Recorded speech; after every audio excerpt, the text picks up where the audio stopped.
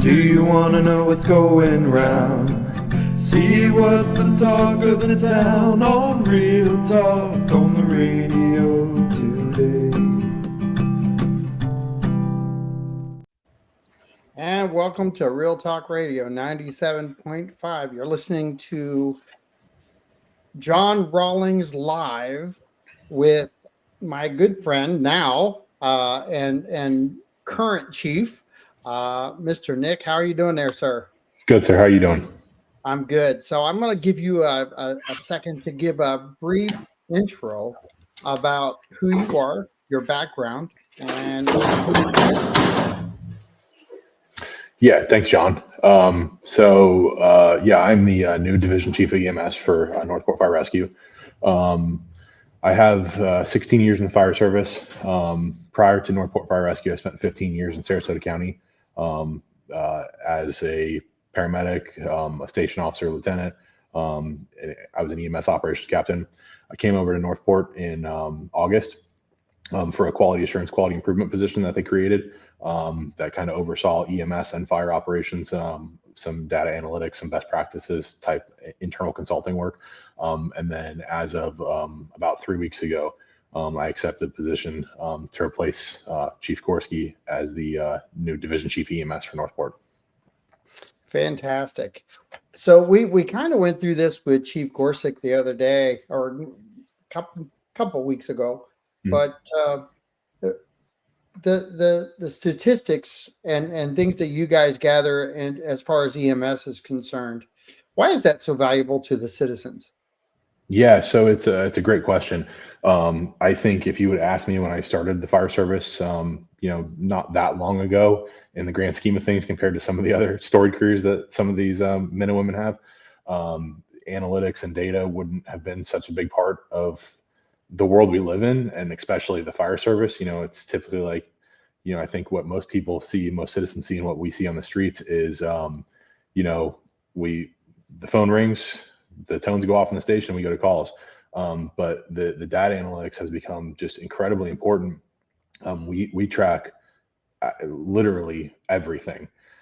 Some of that stuff's kind of getting through the noise and getting through the minutia to find what's important and to, analyze what's important. But, on our end, like we look at things like our response times out of the station to this, to the residents on both EMS and fire calls.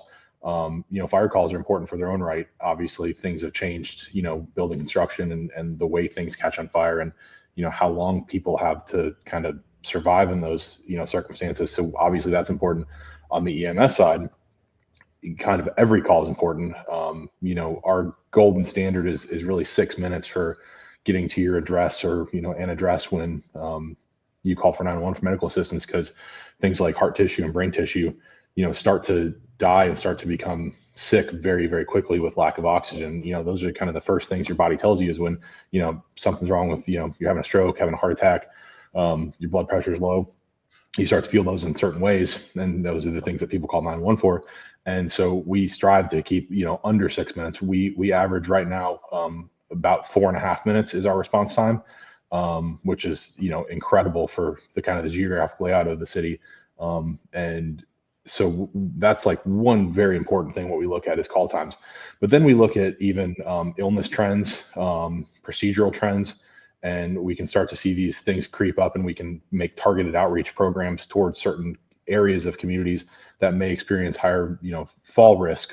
We can do targeted fall prevention to them, asthma, COPD, diabetes, hypertension, things like that, where we can analyze the data in, hotspots, look at heat maps and see where those calls are becoming most frequent.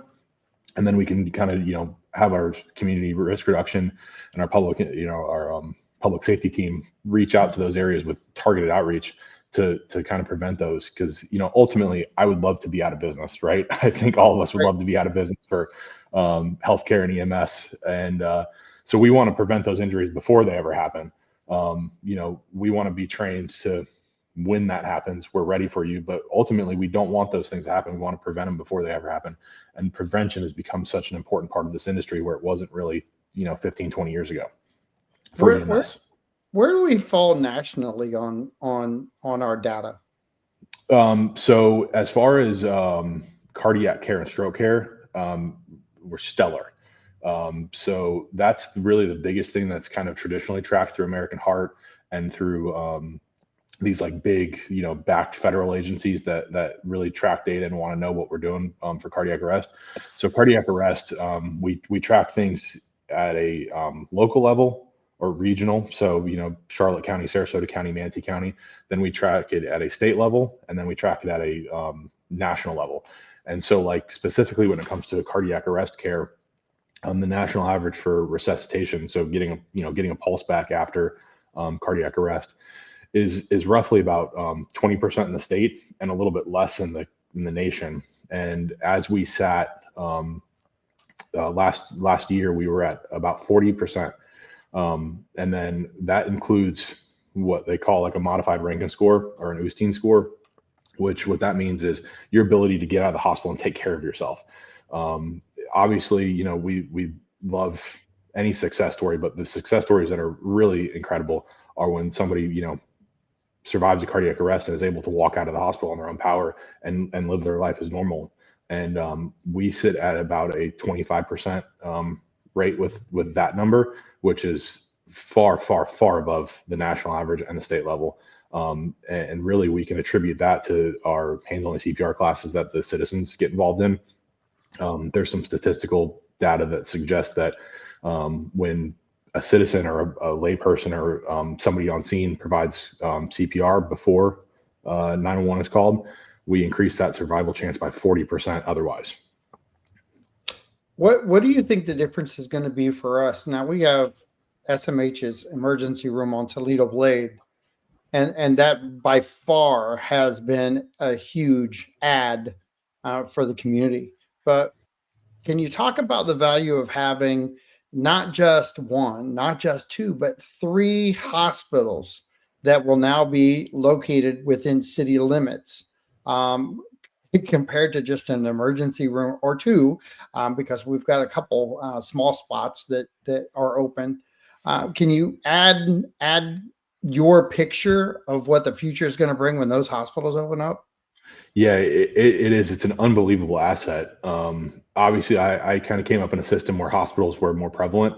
But even in that, it's been, I think anecdotally, it's been a decade since a new hospital has been built, or a freestanding's popped up anywhere outside of Northport and, SMH Menace. And with the Toledo Blade location open up the freestanding ER, which is a tremendous asset to the citizens. I've obviously been around long enough to know that when, there wasn't a freestanding hospital there, those citizens had to drive, north or south, east or west, 20, 30 miles to get to an emergency room. And so that, alone is a huge benefit. The HCA Welland Park that just opened up there is a massive benefit for those citizens. And then two full hospitals coming up with the HCA Welland Park is going to obviously be a full, their master plans have a full functioning hospital there. And then the new SMH on Sumter. I mean, that is a tremendous benefit to this, the citizens. It's a tremendous benefit to the, fire department and the emergency services. We can get somebody to the hospital in, 10, 15 minutes as opposed to 30 minutes. And quite frankly, 30 minutes is still fantastic for when you look at most of the state and most of the country. But when we cut that time in half again, it's a tremendous benefit for the citizens, and it's a tremendous benefit to keep our resources, available for those high acuity calls. How does that? Well, let me switch this up a little bit. Yeah. Does the data that you're collecting help us aid in getting funding? Yeah. So in some ways it does. So anytime we nowadays, especially in the new age we live in, where things are becoming more scrutinized as far as where funding goes and where money's sent to, we always want to be able to present that best foot forward when we're asking for those grants and those funding sources. And when we're able to show that, hey, this is what we're doing with the best we can do, those grant sources or those funding sources, that's what they want to see. They want to see where the areas of improvement are needed, what you've been doing to work to those areas of improvement, and is money the answer? I think most of the time money is the answer to a lot of things, but so putting that data forward is obviously a huge indication of why we collect the data, to be able to prove what we're doing works, to be able to prove what we're doing needs to be changed, to be able to ask those grant fundings. We've used the Southwest Health Coalition in the past, which is big on pediatric grant funding. We've used data to show that, we really needed to kind of up our equipment and match national and state best practices with pediatric equipment and training. And so they gave us a grant a few years back for some pediatric transport devices and some pediatric medical equipment. And then, recently we were able to obtain the first pediatric gold status from PedReady in the state of Florida. And that was because of, grants allowing us to get that equipment and to, continue the training. So yeah, that's a huge portion of funding, especially when it comes to grants. When it comes down to the technology side of things, we did briefly touch on this the last time I talked to Chief Gorski. The way people are transported and entered into the hospital today is different than 10 years ago. That data that you guys are collecting, that also is something you analyze all the way through the system. But can you talk about the reason the citizens should be embracing the technology and the ease of information for a loved one that's going into the hospital? Yeah. So one of the biggest things that I'm sure he probably touched on was it's a state initiative. It's a state-backed initiative, and it's called Pulsera. And so, Chief Gorski's been around a long time, and not to disparage his, technological prowess, but when he was a paramedic on the rescue, they, still use the old landline Johnny and Roy phone, and that obviously, upgraded to radios, and then we went to cell phones. And so now what our paramedics do is when they go to the hospital, they use this app called Pulsera on their smart devices, and that allows them to give a very quick how old the patient is, what their vital signs are, their stability or instability, what their complaint is.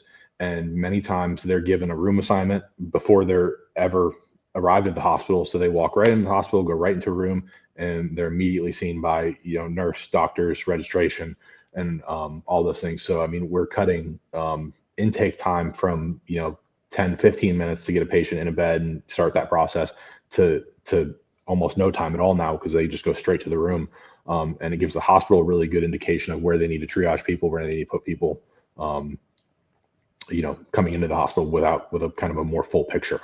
And quite frankly, anything that, is forward facing it's real time now. We don't have to wait for those paper forms to come back and, emails. It can be real time with some of this data collection and, Well, add on to that, the efficiency of what happens to the EMS people from the city as they're delivered, and the patient is delivered.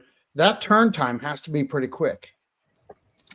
Yeah, it does. And so a lot of times what you see is, kudos to these hospitals for recognizing that they have this need for more beds and more staff and more facilities, because what you see typically in hospitals, and we found this out really during COVID times, is the ERs are really, really good at getting patients in and out as they need to, kind of addressing real life safety needs and kind of treating those more minor problems and releasing patients. What happens is, as those patients get moved up to the floors, they get this kind of log jam. When they get admitted, they get this log jam.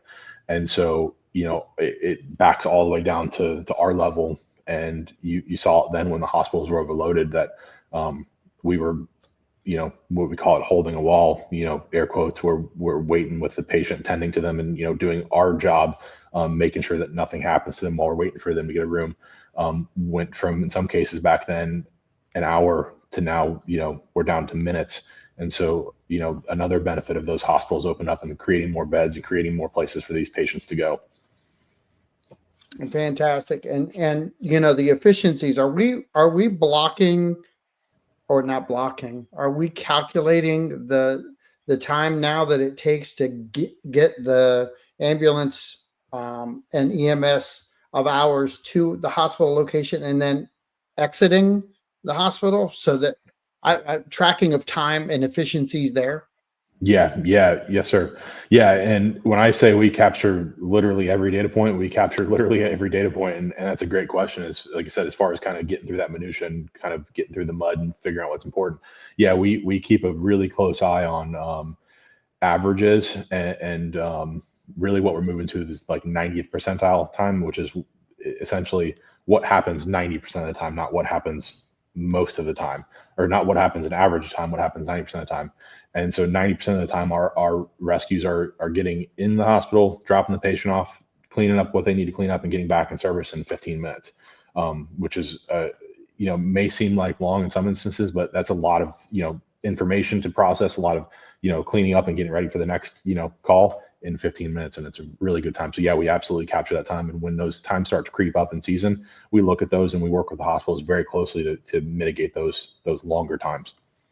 So I'll throw some kudos out there. I've got good friends over at Public Works, and they've tried to find all the efficiencies for keeping their trucks up and running stronger and longer, by creating different avenues of transporting debris or trash. Yeah. We're still trying to do those types of things because we have EMS on every vehicle.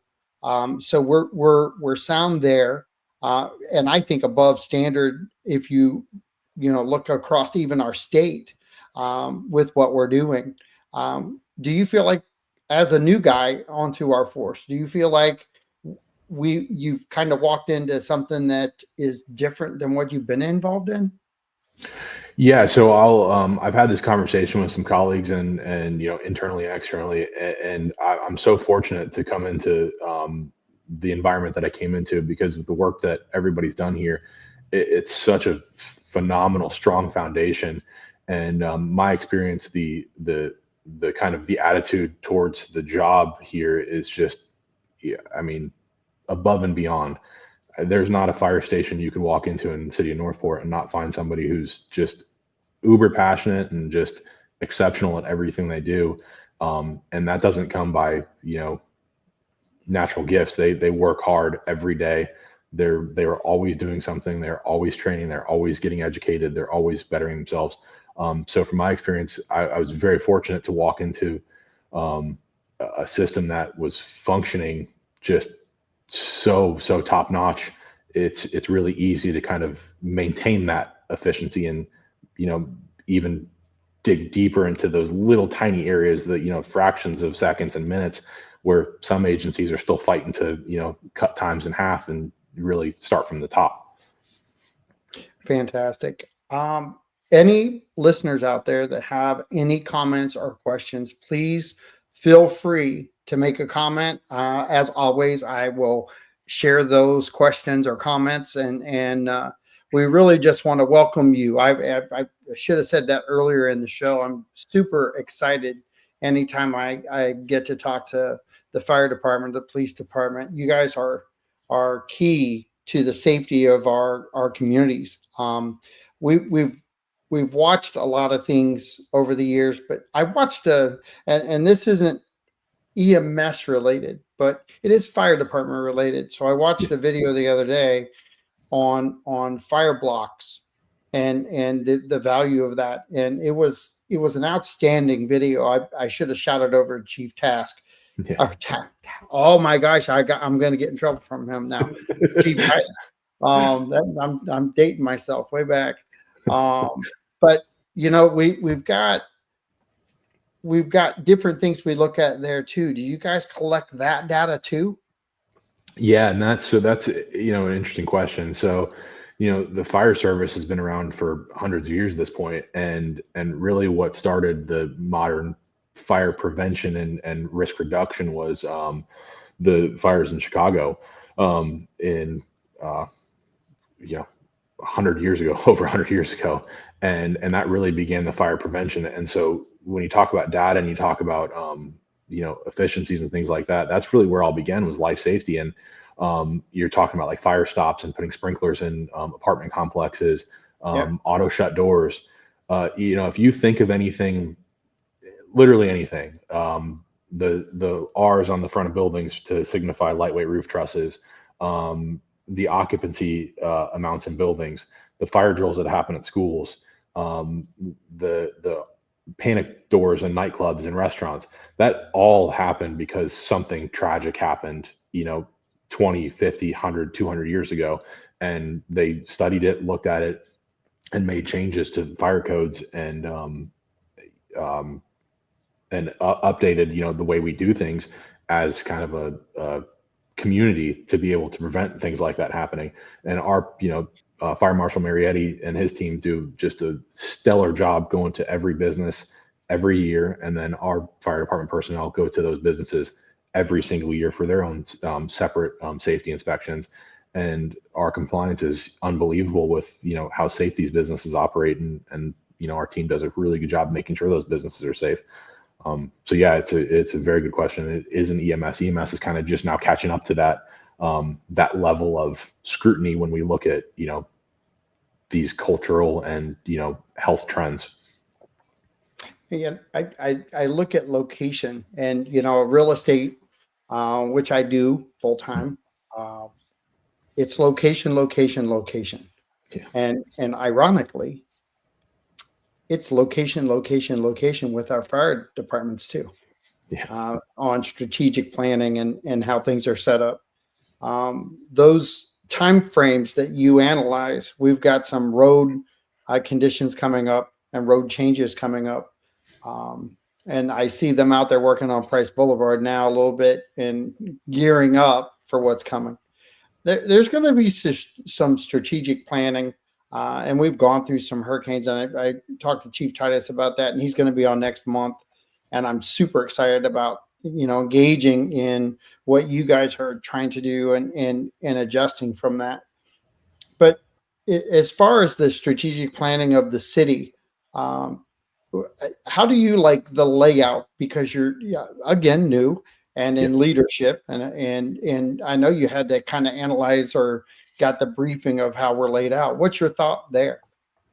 Yeah, it is interesting. So, I spent my, whole beginning of my fire service career in the middle of Sarasota County, right, just adjacent to the city, and you could really get everywhere very quickly. And the old school of, drawing fire station plans was to just, you kind of put a little compass rose on one and then drew a circle, and then you just, okay, that's where the next one goes. And Right. that has significantly changed. And fortunately, with some of the master planning of where they put like emergency service locations, the fire department specifically, they did a really good job of placing fire stations strategically that didn't necessarily meet that old school, draw a circle. But because of the way our roads and grids are in the city, they are unique. And then the canals obviously created a new challenge, as we learned in the last hurricanes, to meet those time frame standards. A lot of times you'll hear Chief Titus talk about this. It's not necessarily about getting a piece of equipment there. It's about getting a piece of equipment and personnel there quickly. That's what we really aim for. It's to get that, there in that timely under 6 minute fashion.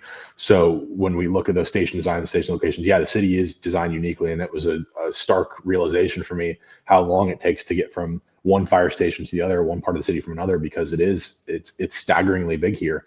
And we designed it in such a way to where we can still effectively get personnel and equipment in those places in a timely manner. So, obviously that was before my time. So kudos to them for, doing that the smart way. That takes a lot of foresight on the strategic planning of the growth of a city that's 104 square miles. It's not a small undertaking. Just to give you a quick shout out, Sean King, Kirkpatrick, he says, huge shout out to the EMS from home health care nursing, always there to help us when we're in need. That's an understatement, I believe, for a lot of seniors out here. I hear the ambulances. I live in Lakeside Plantation, so I hear, the quiet ambulance runs. I hear the loud ambulance runs. But you guys are out there doing your thing 24/7. It's not a job that you cannot answer your phone on. It is something you guys respond to, and those response times are valuable. There was the the value to the citizens is life saving, the fire saving side of things, where if something does occur in your home, the faster you guys can get there and prevent damage, the easier it is to transition back into your home after a fire. All those things play hand in hand. What else is there to value for the citizens on the data that you guys collect? Where is it that you think that the citizens need to just realize the information you're getting does impact them? Yeah. So again, it's kind of back to that old way of doing things. Design fire stations and where they sit. It was at best it was anecdotal evidence that this should be done because that's the way I think it should be done. Now everything we do comes with some financial obligation, whether it's adding personnel, changing equipment, getting new advanced equipment, new stations, new apparatus, and not only to justify that, but to be able to be good stewards of the citizens tax dollars. It's important to be able to look at that data, and you can very safely assume as a citizen of the city of Northport that when something changes, personnel are added, equipment's added, new things are being done, new medications are added to the trucks, that it was backed by statistical data that shows that it's a benefit to the citizens and to patients, whether it's EMS or fire. That's what it all comes down to. It's justification, and it's just a really good compass of where we should go, change, move forward, add services, change services in some instances. So yeah, I think the data may be, I don't want to say boring, but maybe lofty.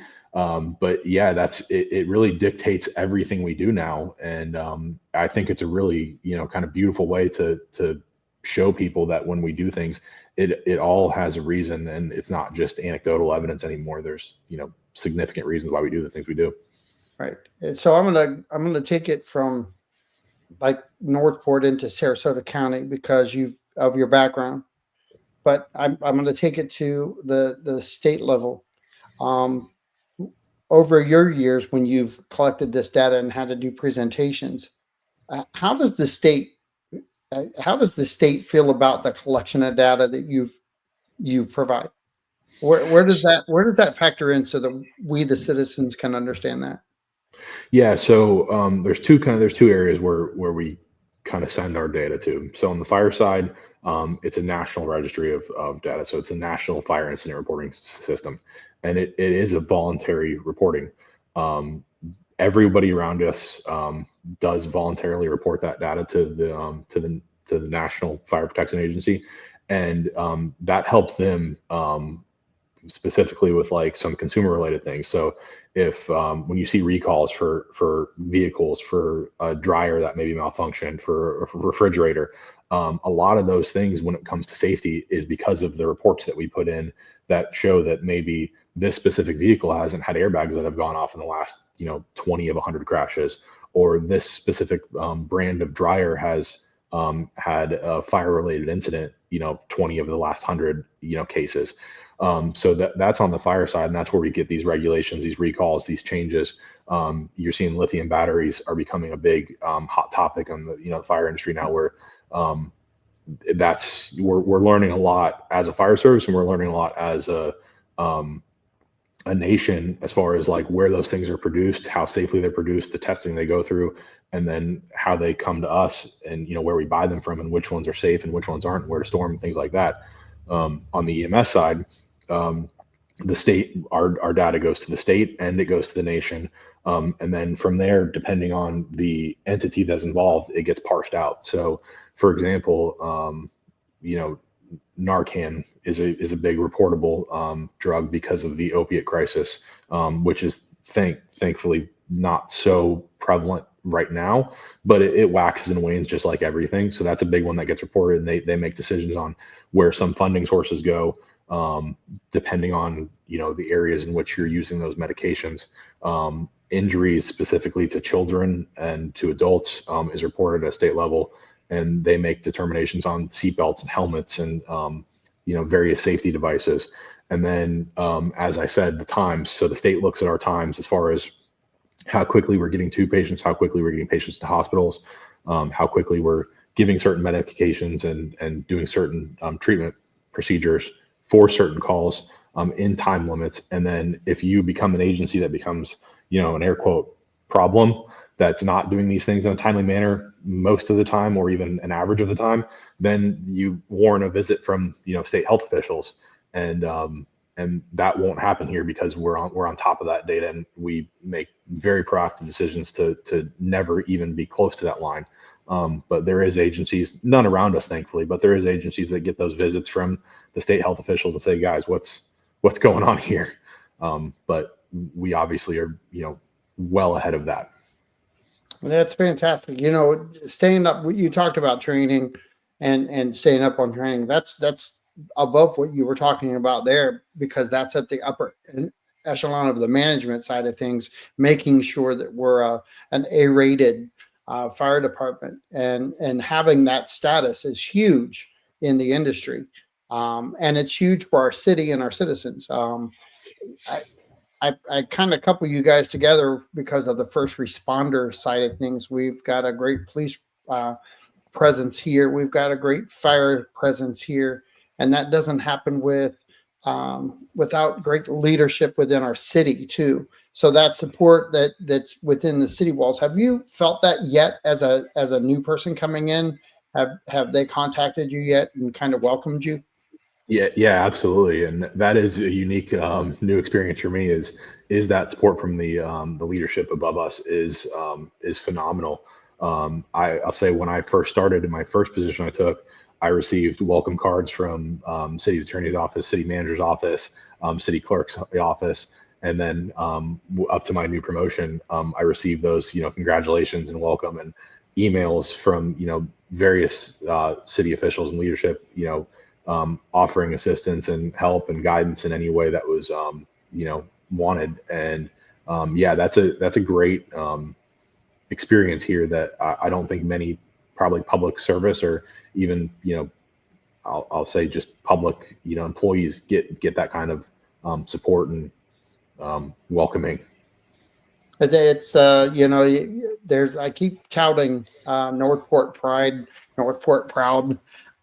It's not hard if you get to engage with guys like you, Chief Titus and Deputy Chief Morales and all of them as a whole, let alone the commissioners and the city attorney. I've not met them yet, and I've spoken in front of them, but the management style that we run here now under City Manager Jerome Fletcher is outstanding, and the communications seems to be something that has gotten so much stronger with his leadership. Do you see that side of it too, within the cities, having the city manager play a role like that?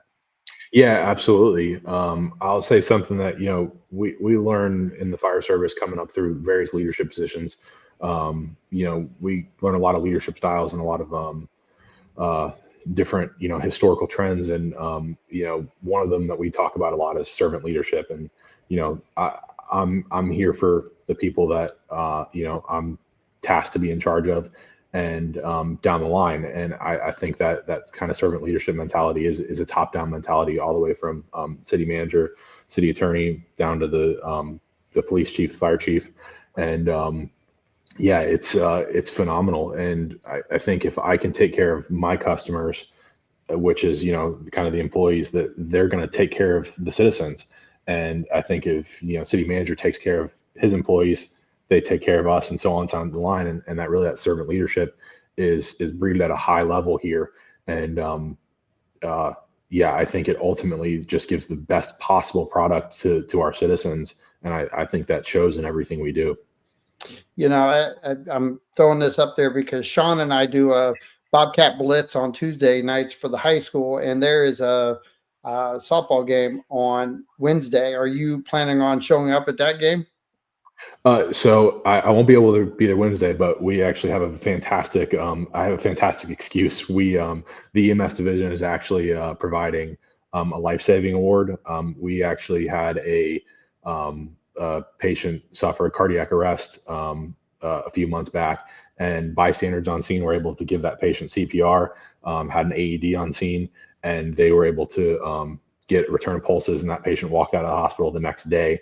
So we're actually providing life-saving awards to those lay people that were there to be able to give that life-saving assistance. So unfortunately, I won't be, but it is for a good reason. I think you might have just won the best excuse of the year award. So I think that's going to be a good thing. And Sean, just text me back and comment back if that's acceptable to you.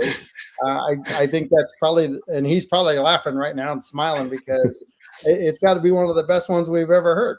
Yeah. So kudos to the citizens who did that, and it's a big deal. And the AEDs being out there like they are now, yeah, they didn't used to be that way, and they're getting better and better about their location. Sean says can't do better as an excuse. So I think you won that one. Who's going to win though, fire or police? Oh, I think that usually if we take any historical data from the hockey games in New York that they do every year, I think the Fire's definitely got it. The cops are too stressed out. They're working too hard. We're just more laid back. So I think we got it. I think we don't have the weight of the Rory Masters monkey on a shoulder. Oh, wait a minute. He said it's high school only.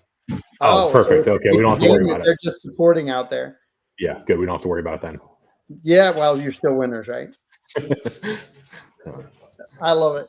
So, being the role that you're in now, if you had to analyze it, just a quick view, is there anything that you want to change or you think that we could do better?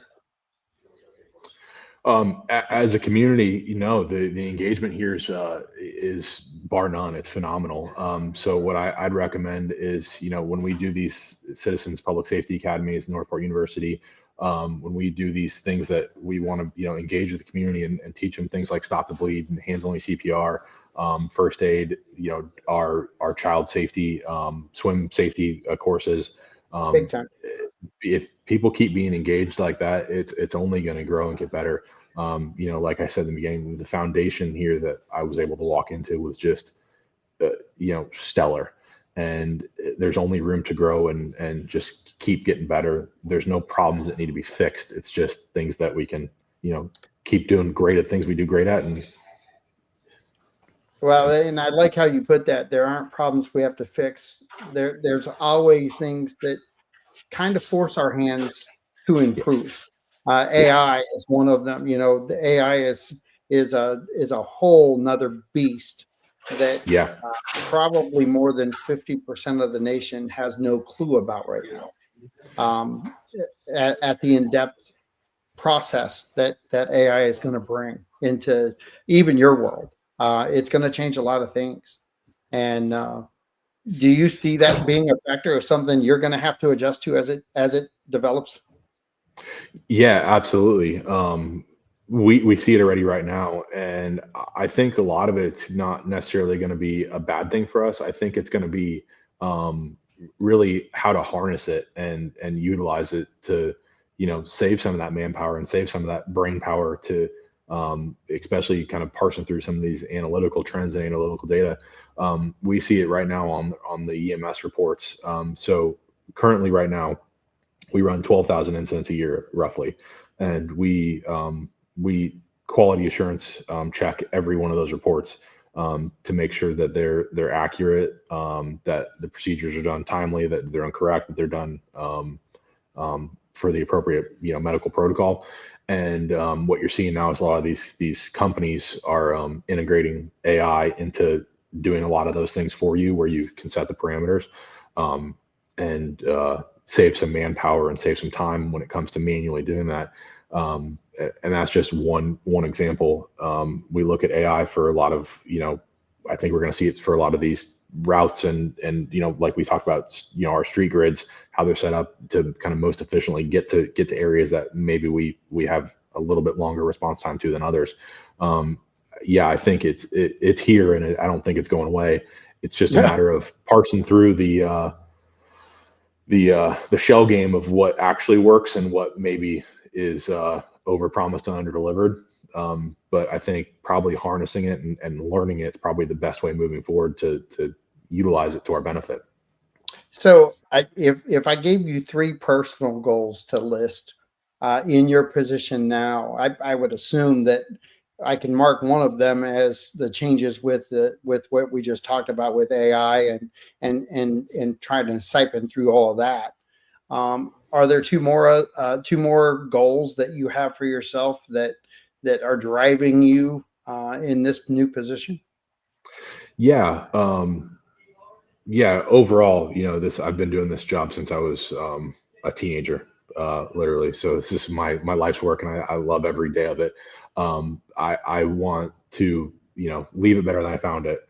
So I want Northport Fire Rescue, with the guidance and help of the rest of the administrative team, Chief Titus, to really be the regional and state and national standard for what paramedicine, what EMS response looks like in a city model like ours. I want people to, look at our agency in studies and data, in best practices, and reference us as the go-to agency for, how did they do it there, and how can we model that? And I think with our culture and our commitment to, public safety, I think it's very attainable to kind of be that agency. I'm going to key on a word. You said paramedicine. Yeah. Kind of clarify that for me. Yeah. So everybody, our minimum standard for our training here is firefighter certified and EMT certified. About half of our personnel are paramedics. So paramedic is about another 14 months of school on top of the existing year of school. And once they're done with paramedic school, we put them through essentially our version of like a paramedic boot camp. And then they train with a field training officer for another few months. So you look about a 2-year time frame from somebody starting school to becoming a paramedic. And that's where we see all of our trucks, our ambulances and our fire trucks are all advanced life support capable. So that means that every truck that shows up to any call, no matter what the call is, it will have a paramedic on the truck, and it will have all the equipment that an ambulance does. The exception being that a fire truck or a ladder truck will not have a stretcher on it. But that's one of the ways that we kind of improve that efficiency model. That is the most efficient way to run a public safety agency, is that everybody's cross-trained, that we have a paramedic on every truck. So even if an ambulance is, stuck at a hospital or coming back from a hospital, that a fire truck or ladder truck shows up to a residence, and that unit has the capability of an ambulance, so they can do everything that they need to do with those people there. So yeah, paramedicine, just the practice of paramedics. I love it. I love paramedicine, though. I love the sound of it. It's a cool thing to throw out there, and then we can back it up with what we're doing. Yeah. In comparison to other counties and cities around us, are we leading that category? Yeah, so that really is becoming a model, a national model, or I shouldn't say, it's becoming a state model. We're really one of the first to kind of fully get that route. Sarasota County is getting close. Sarasota County doesn't have all of their fire apparatus, advanced life support. Most agencies around us, you have Manatee County, who runs separate fire departments, and their EMS service is separate from their fire service. Lee County has separate fire service, separate EMS service. The city of Inglewood, they do a great job. They utilize Sarasota County's ambulances in their fire stations. So we're very fortunate that every station that's covered in the city of Northport has multiple units that have paramedics and all that equipment on them. So yeah, we're doing very well as far as the state and the nation are concerned, as kind of best practices for our response model. there's something to be said about everything you just covered, because when you're a young city like we are, and we have been kind of overlooked in the past because we were so small, Sure. not land wise, but population wise. I was here back when we were in the 20s, and now we're at like 97,000 and growing. Yeah. I don't think even in this market we're slowing down. We're still growing. It's just a little slower.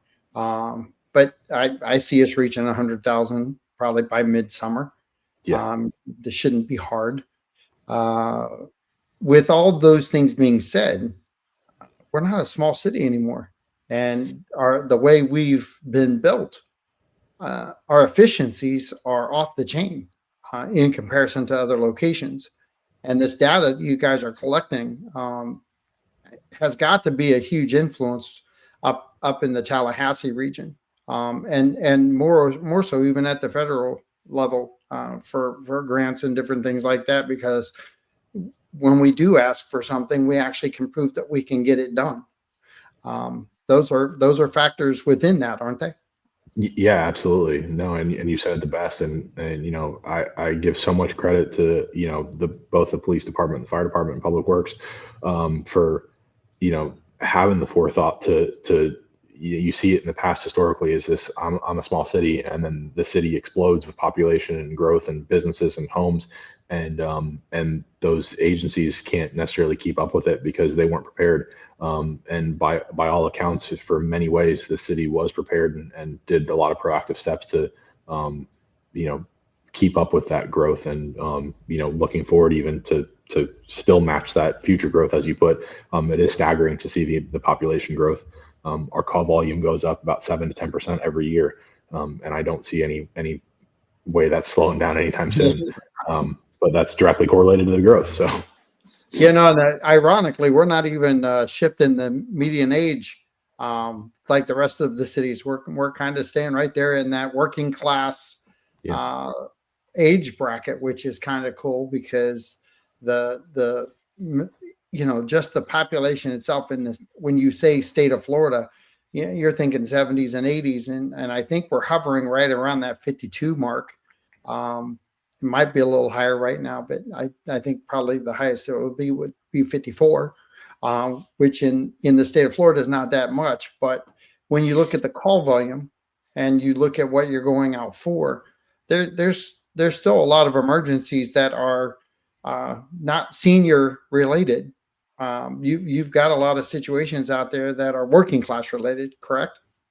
yeah, no, it's honestly incredibly astute of you to even bring that up. So when we look at like city trends, right, rather than county trends, you typically will see more injury than illness because of the age of the population. And so when we look at even our ratio, our call volume, or our call type ratio, obviously we run less calls than Sarasota County as a whole because of the size. But if you match apples to apples, true ratio, we have 4 times as much trauma as Sarasota County does, and that is because of the age of our population. So Right. our crews, are specifically equipped and used to handling those unique challenges to that more city, response model than that more county, um, rural response model, that may not see those types of injuries. Well, I asked that question because my history is that I started my medical career at Grant Medical Center, which was a level 1 trauma. Okay. And so I saw a lot of really at a level 1 trauma center. Oh yeah. You're engaged right from the minute they roll into ICU. Yeah. You're engaged. So I wasn't blessed to serve any time down in the ER, but you talk about rolling past. There were times they rolled past the trauma unit because they had multiple, and we got them right there on the floor in ICU, and had to do it start to finish, good, bad, or in between for a lot of the patients we saw. So I know the value of what you guys do. I know the value of speeding that process up and streamlining everything. And it certainly excites me because of my past to know that the process of minutes, why most people don't think it's a value, seconds are actually more valuable than the minutes that one would think about saving. So you guys are doing a great job. I'm going to throw out a kudo from Sean over, and he said the last thing, personal thank you to the Haberlin station. They did a great job with the with my unresponsive mother-in-law. Things like that, you guys, I'm sure you hear back from the citizens that are involved in that, but the ones that are out there that have never had to utilize a 911 phone call, rest assured that I think everybody can relax and know that you guys are out there for them, aren't you? Yeah, no, and we thank you, Sean. Obviously, we love hearing that. So often, these men and women go out there every day, and you said it best. That time they call 911 may be the only time they ever see us, and so it's critically important that we make sure that that's the best possible experience they can have on their worst possible day. And it's so nice to be validated, that they work so hard and train so hard and really put everything they have into it. They're here for a third of their lives. To be able to get that validation that what they're doing makes a difference. It does. And anytime that you see a police officer or firefighter out there, nurse, doctor, gosh, just give them a thank you. You never know. You can change somebody's day just with the word thanks. So it's a simple thing to remember. It's a simple thing to do.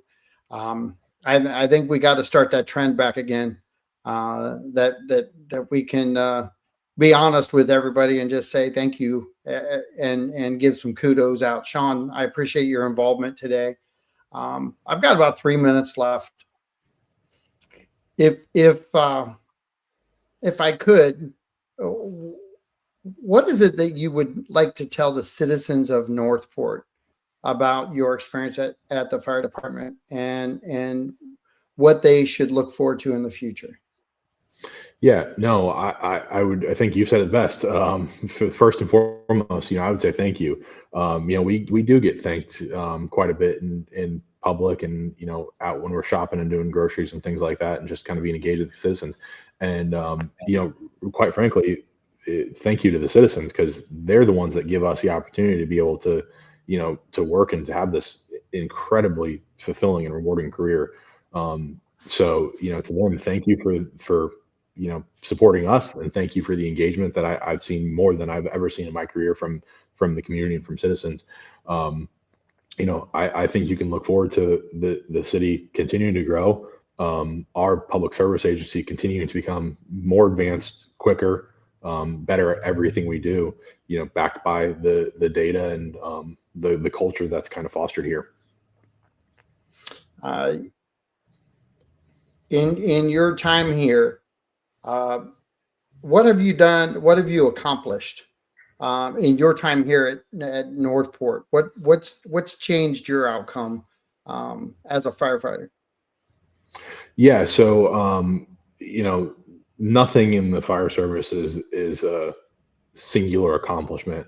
I will say that through the hard work of Chief Gorski and our training chief, Chief Walbers, being able to attain that pediatric ready gold status, and being the first one in the entire state of Florida to be able to do that. As you said, people kind of think, oh, Northport's a little city, but we got that status before Miami-Dade, before Jacksonville, before Tampa, before any of these, air quotes, big cities. And so that's an incredible accomplishment, but that's not an accomplishment of mine. I'm just so thankful to be a part of everything that we get to showcase and just kind of prove to these outside stakeholders that we are the best at what we do, and we'll continue to be the best at what we do.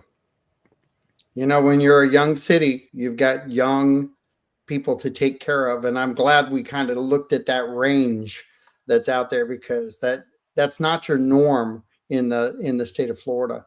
Correct. But I appreciate your time, and I hope that you'll come back and join us again in the very near future. And welcome. Thank you so much, John. I really appreciate talking to you. All right. Nice talking with you. This is John Rawlings with WKDW saying thanks and have a good day. And join us on Friday. We'll see you at 3:05. Please share this video.